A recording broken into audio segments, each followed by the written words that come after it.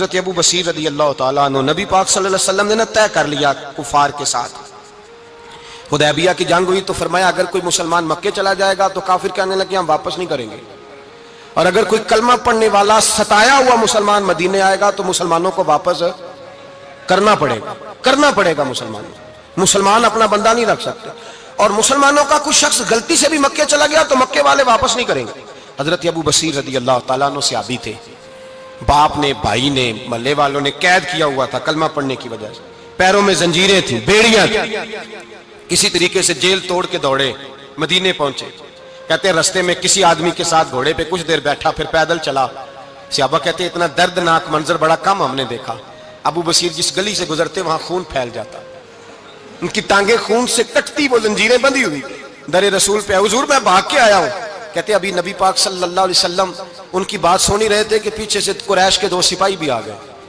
کہنے لگے یہ بھاگ کے آیا ہے اور آپ کا وعدہ تھا کہ آپ واپس کریں گے۔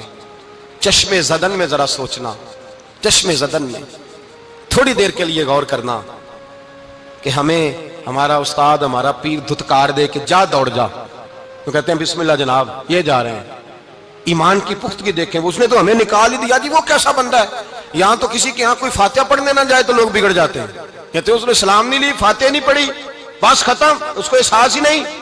حضرت سیدنا ابو بصیر سامنے کھڑے ہیں، سامنے 2 سپاہی آ گئے، ذرا دیکھیے ایمان کی پختگی، ایمان، یقین اور استقامت۔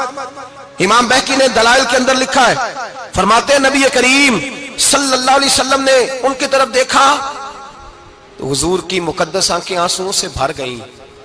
حضور نے فرمایا ابو بصیر تیری تکلیف مجھے نظر آ رہی ہے، پر میں نے وعدہ کیا ہوا ہے، میں نے وعدہ، بھائی یہاں ڈٹ کے رہنا بڑا مشکل ہے، یہاں قائم رہنا بڑا کٹھن مرحلہ ہے، یہاں آزمائش کے موقع پر دین پر انہوں نے تو رکھا ہی نہیں، لوگ تانے دیتے ہیں، باتیں کرتے ہیں، رکھا ہی نہیں، تو پھر ان کا بنتا ہے۔ حضور نے فرمایا تجھے جانا پڑے گا۔ صحابہ کہتے ہیں پورے مدینے میں ایسے تھا جیسے سوگ کا سما ہو۔ جب وہ 2 سپاہی حضرت ابو بصیر کو پکڑ کے لے جا رہے تھے تو وہ پلٹ پلٹ کے پیچھے دیکھتے تھے، پلٹ پلٹ، پیروں میں خون ہے، آنکھیں آنسوؤں سے بھری ہوئی۔ فرماتے ہیں جب وہ پلٹ رہے تھے تو مدینے کی گلیاں بھی رو رہی تھیں۔ میرے نبی پاک جب وہ آنکھوں سے اوجھل ہو گئے تو حضور بیٹھ گئے زمین پہ، نبی پاک نے رونا شروع کر دیا، فرمایا اللہ تو نے اس شخص کی مدد فرمانی ہے، اس پر کرم کرنا ہے، اللہ اس کا خیال فرمانا، اس کے لیے دعا کی، حضور روئے۔ حضرت ابو بصیر باہر نکلے تو وہ جو کافر تھے نا وہ کہنے لگے تو بڑا بنتا تھا ان کا، انہوں نے تجھے رکھا نہیں، تجھے رکھا بھی نہیں۔ تو حضرت ابو بصیر نے تھپڑ مارا منہ پہ، کہنے لگے میں وہ نہیں جو تھوڑی سی بات سے بدل جاؤں، ایمان، یقین اور استقامت کی دولت ملی ہوئی ہے۔ آپ فرمانے لگے میرا تو ایمان اور پختہ ہو گیا ہے کہ میرا نبی اپنے وعدوں کا بڑا پابند ہے، میرا رسول اپنے وعدوں کا بڑا پابند ہے۔ حضرت ابو بصیر کہتے ہیں مدینے کی سرحد گزر گئی تو میں نے کھینچی تلوار ان میں سے ایک سپاہی، اب آؤ میرے مقابلے میں جس نے آنا ہے۔ ایک کو مارا، دوسرا بھاگ گیا۔ فرماتے ہیں اب میں مکے جا نہیں سکتا تھا، جاؤں گا تو وہ زیادہ ماریں گے، مدینے حضور نے قبول نہ فرمایا۔ فرماتے ہیں ایک جنگل میں جا کے العیس نام کی ایک بستی تھی، وہاں ڈیرا لگا لیا، دریا کے کنارے، پانی پی لیتا، پتے کھا لیتا، تن تندور ہڈاں دا بالن تے اسی ہاواں نال تپایا، کپ کپ مکیاں پیڑے کیتے تے اتوں صبر پلیتھن لایا، تن دی ہانڈی تے من دا سالن اتے لون صبر دا پایا، غلام فریدا وے میں ساری تیری،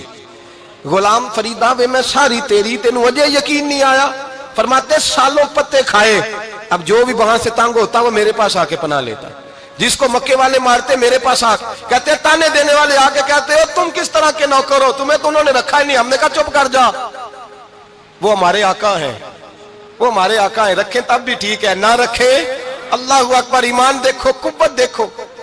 جڑیاں خصماں دی وچ رضا وسن، بھاگ جاگ جاندے انہاں گولیاں دے تے میں گڈی ہتھ ڈور سجن دے، او جنج رکھے اونج رہنا ہے، واجب نہیں جے وچ شریعت مندہ خصم نو کہنا۔ فرمایا بس ٹھیک ہے، جس طرح حضور راضی ویسے ہی ہم راضی۔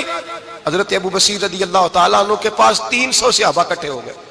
300۔ حضرت ابو بصیر جب مدینے کی سرحد سے گزر رہے تھے نا تو نبی پاک نے ایک آواز دی تھی، فرمایا ابو بصیر ایک وقت آئے گا کہ میرا پیغام تجھ تک پہنچے گا، ایک ٹائم آئے گا۔ حضرت ابو بصیر سے جب کوئی کہتا نا کہ زندہ کس بات پہ ہو تو فرمانے لگے مصطفیٰ کے فرمان پہ بڑا یقین ہے، بلاوا آئے گا، مجھے بلاوا، مجھے یقین ہے کہ مجھے بلاوا، بڑی امید ہے سرکار قدموں میں بلائیں گے، اور کرم کی جب نظر ہوگی مدینے، مجھے یقین ہے کہ مجھے بلاوا حضرت ابو بصیر رضی اللہ تعالیٰ عنہ فرماتے ہیں کہ وقت گزرتا گیا، 300 لوگ اکٹھے ہو گئے۔ جب کوئی مسلمانوں کا قافلہ مکے کے پاس سے گزرتا تو مکے والے لوٹ لیتے تھے۔ حضور نے بھی اجازت دی مدینے والوں کو، اگر ان کا قافلہ کوئی آئے تمہیں بھی حملے کی اجازت ہے، کفر کا مال مال غنیمت ہے۔ حضرت ابو بصیر کہتے ہیں جب بھی ہمارے قریب سے وہ رستہ تھا شام کی طرف جانے کا، جب بھی کافر گزرتے ہم ان کے قافلے پکڑ لیتے، لوٹتے، ہم بھی ان کو اس طرح کی سزا دیتے جو مسلمانوں کو دیتے تھے۔ فرماتے ہیں ان کا جینا محال ہو گیا، ہاتھ باندھ کے نبی پاک کی بارگاہ میں گئے، کہنے لگے یہ شرک ختم فرما دیں اور آپ ان کو بلا لیں۔ حضرت ابو بصیر فرماتے ہیں میں بوڑھا آدمی تھا، دن بھر میں کام کرتا، محنت کرتا، اس علاقے میں کھیتی باڑی کرتا، جب رات ہوتی تو میں کسی پہاڑ کے ٹیلے پہ بیٹھتا اور مدینے کی جانب منہ کر لیتا اور میں انتظار کرتا بلاوا کب آئے گا، کب حضور کا پیغام آئے گا، میں انتظار کرتا۔ حضرت ابو بصیر رضی اللہ تعالیٰ عنہ بیمار ہو گئے، شدید بیمار،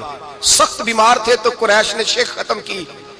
حضرت ابو ہریرہ کہتے ہیں نبی پاک نے 2 صحابہ کو رکا دیا، فرمایا جاؤ اسے جا کے کہو آ جائے، اسے کہو آ جائے۔ صحابہ کہتے ہیں ہم پہنچے تو ان کا آخری وقت چل رہا تھا، آخری ہجکیاں تھیں، ایمان اور یقین دیکھو، آخری ہجکیاں۔ لوگ کہتے ہیں ابو بصیر وقت آ گیا، وہ کہتے ہیں نہیں ابھی وقت نہیں آیا، وقت تب آئے گا جب نبی پاک کا بلاوا آئے گا۔ حضور کا وعدہ تھا وقت تب آئے گا جب میرے نبی کا بلاوا آئے گا، ابھی بلاوا نہیں آیا تو ابو بصیر کا وقت بھی نہیں آیا۔